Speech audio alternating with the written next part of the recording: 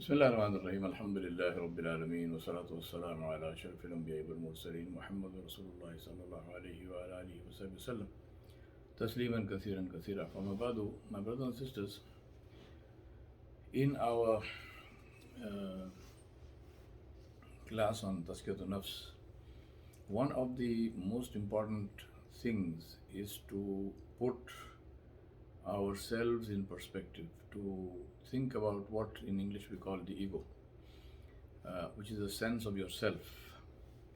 Now, the ego is a funny thing because people say we should kill the ego and so on and so forth, right?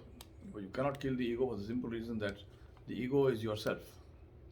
Uh, the ego is your understanding of yourself. Who am I? What do I stand for? And the ego is comprised of the positive messages that I give myself. Now, it's a bit of a balance because if you say that I will not give myself any positive message, then it is possible that you go into one of the forms of psychological illness. And I don't want to go into, I'm trying to avoid using jargon and technical terms. So just to help us to understand. So if I genuinely start believing that if I, or rather, let me put it another way. If I deny all the positive things that I know about myself, which may be my experience, my life experience, whatever good stuff I have done, whatever good feedback I got from people, and so on and so forth. Supposing I want to deny all of this, then it can put me into a tailspin and take me to a very dark place, which is not something that one should have or should do. At the same time, if I focus on only the positive things and I keep giving myself positive messages, and this is unfortunately one of the things that happens in our modern society, especially with how we raise children, which is that we go to the superlative almost from the word go. So a child, for example, does a project and we say, this is absolutely fantastic. Okay, that's good to say that. Maybe the child feels nice and you feel nice saying it. But then what's the next step after that? What is the next step above absolutely fantastic? Now, so that's another negative spin, really, because giving things more importance than is their due creates a fantasy in the mind which needs to be fed constantly, and this makes you a slave of the outside world. You consciously or unconsciously then seek places and people who give you those positive messages, who give you those positive strokes, and thereby you enslave yourself to them, and therefore you become open to manipulation, because anybody can do anything with you as long as they are saying nice things to you, because you are like a you are like a hungry crocodile. Whatever stuff is put, the stomach never gets filled. Constantly it has to be fed. So these are the two extremes. One is one extreme, which is the ego, which has been bashed up so badly that it really has fallen into a pit, and that's the depth of depression and despair and complete sense of annihilation of a person's self-esteem. And on the other hand, self-esteem which is taken to into the clouds, where it has no right to be. Now, one very interesting book which I keep on recommending all the time, and I've read it, and I owe that to my dear friend Tahir Asmal from South Africa, who presented it to me one day. And we were going to Kruger National Park, and his uncle Ibrahim Patel was he's my dearest friend, and he and I and Tahir, and we were all going. And Tahir gave me this book, and he said, Uncle Yawar, I'm sure you would like to read it. And when I started reading it, I just couldn't put it down And I remember sitting on a gas on the side of a gas pump in a gas station, finishing it on the way to Drakensberg and then to Kruger National Park. Now, the point I want to make is this book is called Outliers, and it's by Malcolm Gladwell. Now, one of the things that, or rather, the theme in that book, Malcolm Gladwell names a whole bunch of outliers, whole bunch of exceptional people in the world, and some of the names are very familiar, like Bill Gates, for example, and so on, others. Now he shows how, and this Malcolm Gladwell is a statistician par excellence, amazing guy. So he shows how it was a set of circumstances that were available to that individual. Now, of course, in normal parlance, you would call them fortunate circumstances and so on and so forth. We know this is min Allah Ta'ala. Allah subhanahu wa ta'ala is the one who creates those circumstances. So Allah subhanahu wa ta'ala had created a set of circumstances. They were not created for Bill Gates, meaning that times in which Bill Gates was born and he grew up, and the access that he had thanks to the kind of family he grew up in, thanks to the kind of focus that his parents had on education and so on and so forth, which got him to where it got him. Whereas Malcolm Gladwell also gives examples of people who had, just in terms of IQ as one measure, far higher IQ than Bill Gates's, but they didn't get to anywhere close to where he was. Very interestingly, also Malcolm Gladwell identifies in modern times the year in which circumstances were the most fortunate, and that year is 1955, and that's the year I was born. Now, if Bill Gates is talking about America, I don't know if the same logic applies to India where I was born. But the point being is that in one line, Malcolm Gladwell negates and completely disproves this ridiculous term in the English language, which is self-made man. Self-made man. I've never heard the term self-made woman. Maybe women are too smart to say that about themselves. So self-made man. Complete nonsense, because it is not somebody's effort alone which produces results.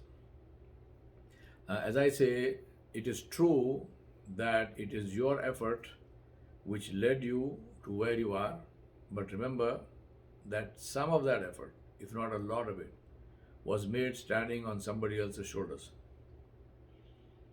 So be grateful and be thankful to those people who gave you that leg up. Because if it hadn't been for them, you would not be anywhere close to where you are today. And at least in my life, I know this very, very well, and I am extremely grateful. And to the extent that I have written books about those people, I've mentioned those people, not books about those people, but in the books that I've written, my memoirs of different parts of my life, I have mentioned those people with a lot of honor and a lot of thankfulness, because I know exactly what kind of contribution those people made to my life. So the point I'm making here is that this issue of ego, therefore the ego is something that we create for ourselves. And as I told you, there is a positive element to that. We need it. We need to feel good about things we have done and so on and so forth. But keep the link of gratefulness and thankfulness alive and strong, because that is part of how you became what you became. If you want to look at just the harsh reality of human existence,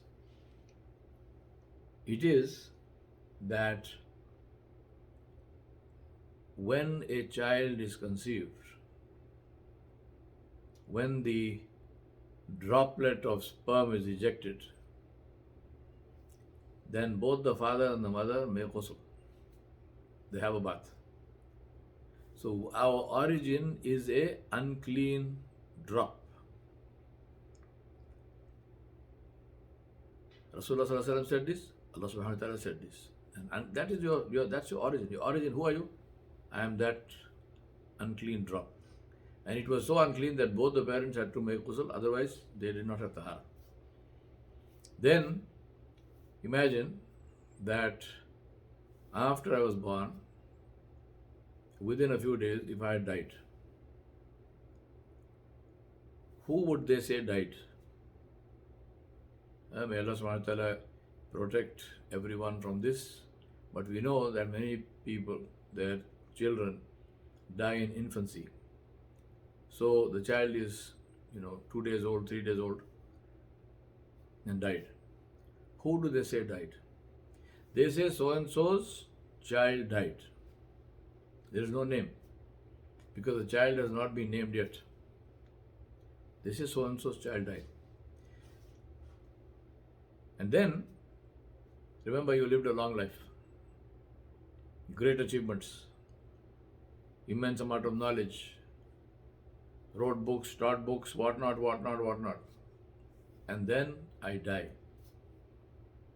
Now, after that, when you are dead, now they are doing ghusl for the body. For the who? For the body. They put kafan on what? On the body. They pray janaza on what? On the body. If they have to move the body to the place where the janaza salah is being prayed, what do they say?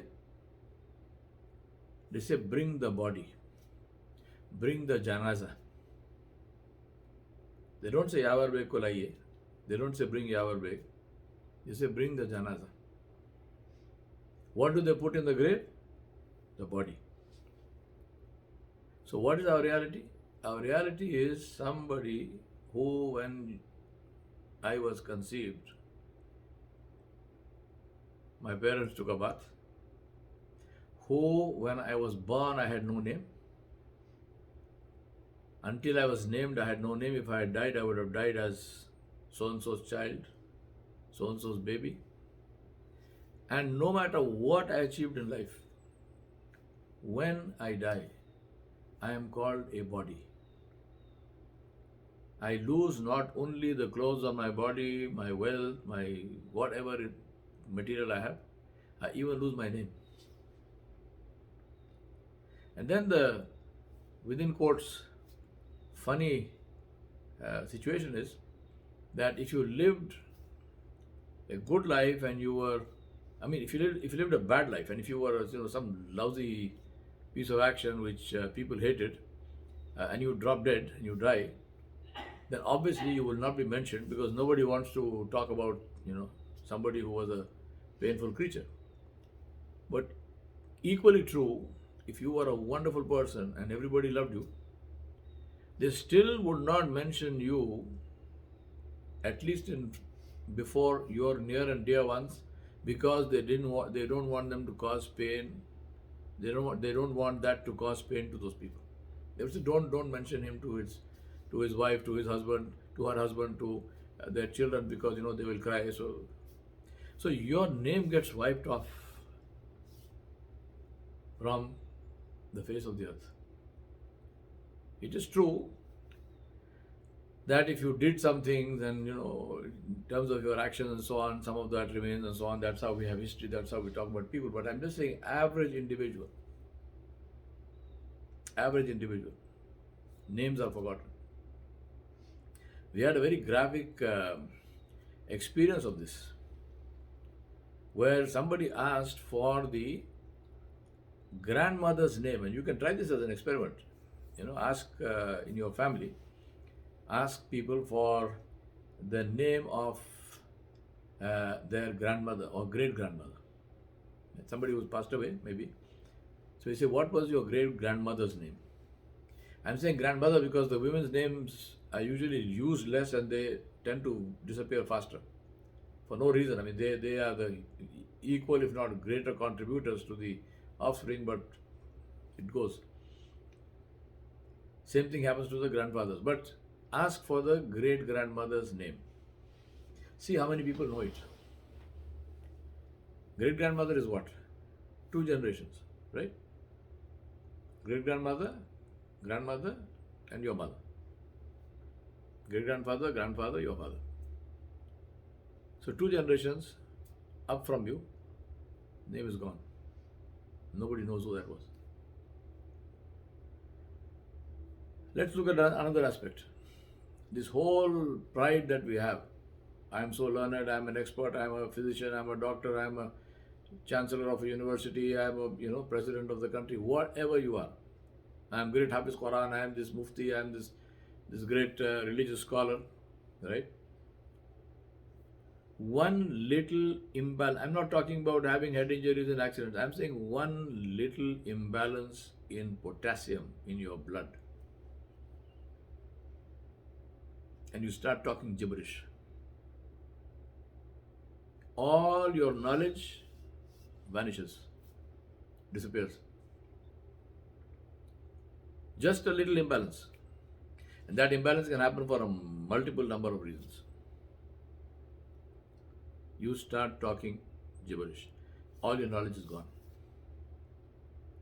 I've seen it actually. It's a tragic thing to see, but I've seen it. May Allah help us to learn lessons from what we see. So my point is, the thing to remind ourselves is that whatever I became not because I made myself.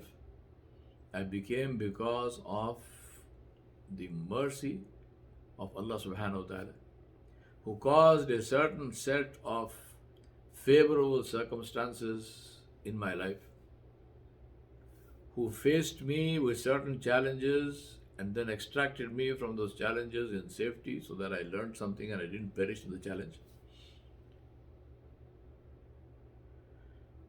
who gave me mentors, who gave me people who donated, within quotes, their life and their knowledge to my development, who invested all that in my life for no return to them, who gave me the energy, the ability, the focus to do whatever I did. And when I say I, am not talking about myself. I'm saying you say this to yourself. Say this to yourself. Don't look at somebody else. You say, I, who are you? We're talking about the ego. So, whatever I did and so on and so forth is because of that energy, because of that focus, because of that goal orientation. And then who caused, because of this, Allah subhanahu wa ta'ala caused whatever name and fame that I may have in the world. And then Allah subhanahu wa ta'ala gave me that the mind and the strength and whatever to contribute and to produce whatever I produced. So where do I come into this? I'm the product of what Allah subhanahu wa ta'ala Jalla Jalaluhu decided to create. He gave me the hidayah. He gave me the resources. He gave me the knowledge. He gave me the mentors. He gave me the people to mold me. And that's why Allah subhanahu wa ta'ala asked this question. هَلَ أَتَى عَلَى الْإِنسَانِ حِينٌ مِّنَ الدَّهْرِ لَمْ يَكُنْ شَيْئًا مَذْكُورًا. Allah says, has the human being forgotten that there was a time when he was not even mentioned? And that's true for every single one of us. There's no parent in the world who actually prayed for you individually, specifically to say, I want a child like this. Nobody does it. So there was a time when you were not even mentioned. And as I mentioned, even after you were born, for a period you are not mentioned. You don't have an identity. If you die, you are somebody's child. You have no identity of your own. And as soon as you die, your identity again is wiped out, vanished. You may have been the king of the world, but once you die, you are a body. Your identity is gone. Khalas.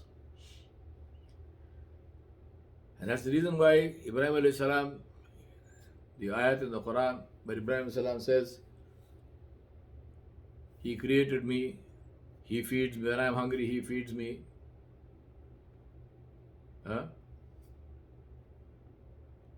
When I become sick, He cures me. وَإِذَا مَرِضْتُ فَهُوَ يَشْفِينِ.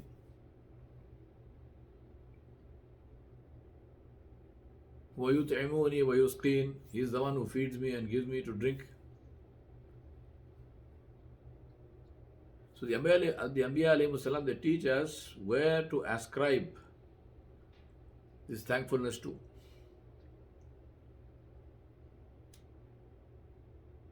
The problem with the ego is that this ego, as I told you, the two extremes.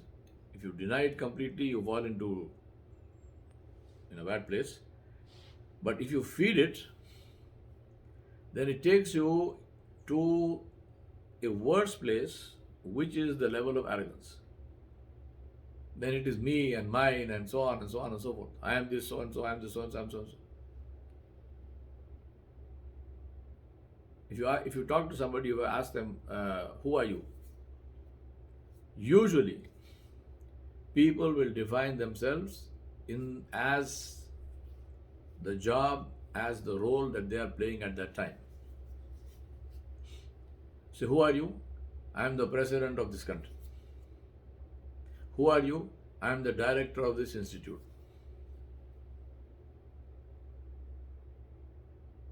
You get the point? Is that true? If I take the term director of the institute, who was the director of the institute before you? There was somebody. Who will be after you? Somebody else. So who is the director of the institute? Whoever happens to be in that place. Are you the director of the institute? No. I am only fulfilling the role of director of institute. Is it who I am? It's not who I am. Who am I? I am Yawar Baig, myself. And what is the definition of that Yawar Baig? As I mentioned, somebody whose parents had a bath, somebody who had no name, and somebody who will have no name. There's this wonderful teaching story of a fakir who somehow found his way into the great darbar hall of the emperor, and he put his bedding there and he lay down, went out to sleep. The guards discovered him and they woke him up and they arrested him. And they were taken. He said they took him to the king. So the emperor said to him, "What were you doing in the darbar hall?" The man said, "I was sleeping in the hotel." Sarai. He said, "This is a sarai. This is a warehouse. Where travelers stop." He said, "I was sleeping there. What is my crime? Why am I being arrested and harassed and so on?" The king said, "You are crazy. This is my palace." So the fakir asked him, "Who lived here before you?" The king said, "My father." And he said, "Before him?" He said, "My grandfather." Before him, "My great grandfather." "And who will live here after you?" He said, "My son." "And who will live after your son?" He says, "My son's son, my grandson." So the fakir said to him, "This place, there was somebody here before you, somebody before him, somebody after you, somebody after him. People are coming and going. This is a sarai. What do you mean it's your palace?" So am I mad or are you mad?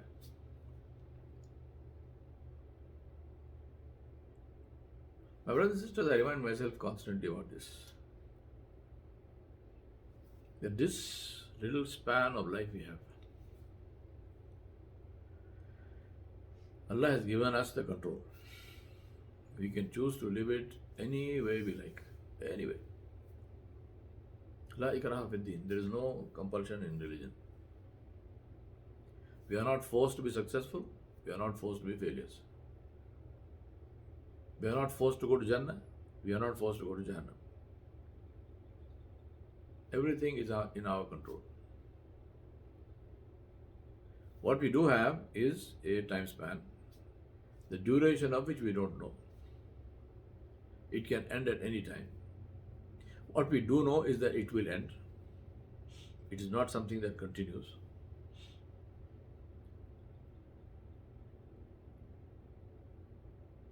So what do we want to do with it?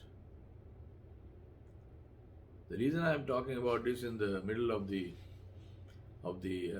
Tazkiyya series, when we have mentioned itaat, obedience as one element, and we are going to talk about ittiba in the next class as the other element, is because ittiba means to imitate, it means to emulate, it means to follow closely, dot for dot, dash for dash, somebody. And who is that somebody in our context? That somebody in our context is Muhammad sallallahu alayhi wa alayhi wa sallam. Muhammadur Rasulullah sallallahu alayhi wa sallam. And why must we do that? Because when I have a short period of time, the most efficient thing to do is to follow somebody who has already been down that path and we know that was successful. If I want to reinvent the wheel, I can do that, but the chances of me being right are non-existent, because the one who I am being asked to follow is the one who was guided by the one who will judge what is success and what is failure. فَمَنْ زُحْزِحَ عَنِ النَّارِ وَأُدْخِلَ الْجَنَّةَ فَقَدْ فَازَ. Allah subhanahu wa ta'ala mentioned this very clearly. He said the one who is freed from the hellfire and entered into Jannah, only that person is successful. وَمَا الْحَيَاةُ الدُّنْيَا إِلَّا مَتَاعُ الْغُرُورِ. Allah said, and the life of this world is only deception. And as I explained to you, how much more graphically can I express the fact that somebody who considers himself, and not just when I say considers himself, I am not saying the man was, or whoever it was, is lying. No. An individual who is learned considers himself to be learned, and people consider him to be learned because he is learned. He's not telling lies. He's not a figment of his imagination. But what is the quality and importance of that learning when that learning can vanish and disappear just by an imbalance in the potassium levels in the blood? So it's okay to be learned, it's okay to spend time in that, to acquire knowledge and so on and so forth. But it's very critical to maintain perspective and say, this knowledge I got because of the will of Allah subhanahu wa ta'ala, because Allah permitted me to get this knowledge, and I retain this knowledge by the will of Allah subhanahu wa ta'ala. If Allah subhanahu wa ta'ala wants to take this knowledge away, it's a matter of a second or less than a second for Allah subhanahu wa ta'ala to do that. Keeping this perspective of who I am and what I am is extremely important, because we want to make sure that the thing which we get at the end of our lives, which is success or failure before Allah subhanahu wa ta'ala, that there we are pronounced to be successful people. And who will be successful? As I mentioned to you, Allah subhanahu wa ta'ala mentioned this to us. وَمَنْ زُحْزِحَ عَنِ النَّارِ وَأُدْخِلَ الْجَنَّةَ فَقَدْ فَازَ. The one who has been freed from the hellfire and entered into Jannah, only this person is successful.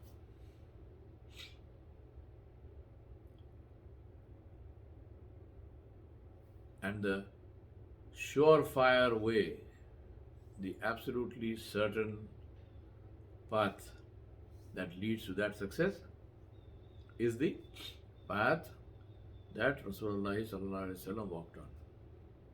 Sirat al-Mustaqim. This is what we ask Allah subhanahu wa ta'ala for in every salah as part of Surah Al-Fatiha. Ihdina Sirat al-Mustaqim. O Allah, grant me guidance to the path of steadfastness. Guide me to the path of steadfastness. Sirat al-Ladina an'amta alayhim. غير المغضوب عليهم ولا الضالين. The path of those who you blessed, not those who were misguided or who incurred your anger. Who are those who were blessed? Yasin wal Quran al Hakim, innaka lamidal mursalina ala siratul mustaqim. Allah subhanahu wa ta'ala addressed Rasulullah sallallahu alaihi wasallam. He said, "Oh Yasin," one of the huruf al muqatta'at, also one of the names of Nabi sallallahu alaihi wasallam. Allah took an oath by the Quran, wal Quran al Hakim, by the Quran, which is full of hikmah, full of wisdom. Innaka laminal mursaleen, truly and certainly you are one of the messengers, ala siratil mustaqim, and you are on the path of steadfastness. When we ask Allah ihdina siratal mustaqim, we are asking for guidance to the sunnah of Rasulullah sallallahu alaihi wasallam. So I want to remind myself and you, let us reflect on this. Before we go to the next part of our series on ittiba of Rasulullah sallallahu alaihi wasallam, let us reflect on the importance of following this, because this is our guidance to Jannah, inshallah. Wa sallallahu ala nabiyil kareem wa ala alihi wa sahbihi ajma'in bi rahmatika ya arhamar rahimin.